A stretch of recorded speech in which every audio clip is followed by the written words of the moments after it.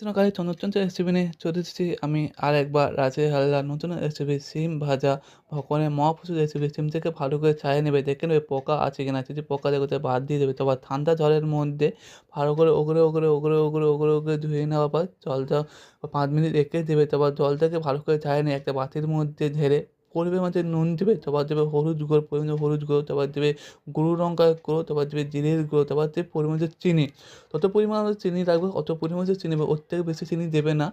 বিচ্ছিরি হয়ে যাবে কখন মহাপুরুষ রেসিপিটা বিচ্ছিরি হয়ে যাবে। তারপর ভালো করে মাখিয়ে নেওয়ার পর তোমাদের কেমন লাগছে বলো? যদি ভালো লাগে আমাকে কমেন্ট করে বলো। আর চলে এসো নিরামিষ রান্নাবান্না ফেসবুক চ্যানেলে চলে এসো। আর নিরামিষ রান্নাবান্না ইউটিউব চ্যানেলে চলে এসো। নিরামিষ রান্নাবান্না টেলিগ্রামের চ্যানেলে এসো। আরও এখন নতুন নতুন রিল, শর্ট ব্লগ, পোস্ট আরও লং ব্লগ পাবে।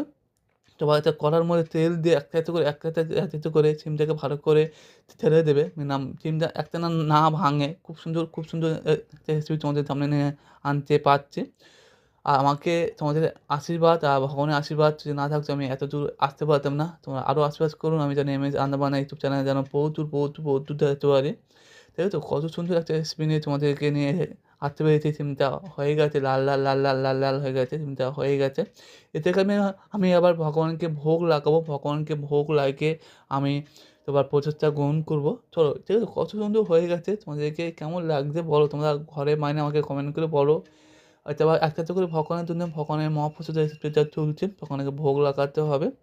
তো একটা তুলসী পাতাতে ভগবানকে ভোগ লাগাবো। ফের দেখা হবে মিনিমাম ভগবানকে ভোগ লাগানো আসার পর ভগবানের ভোগ লাগানো হয়ে গেছে। এই প্রসাদটা আমি এখন গ্রহণ করছি। ওহ!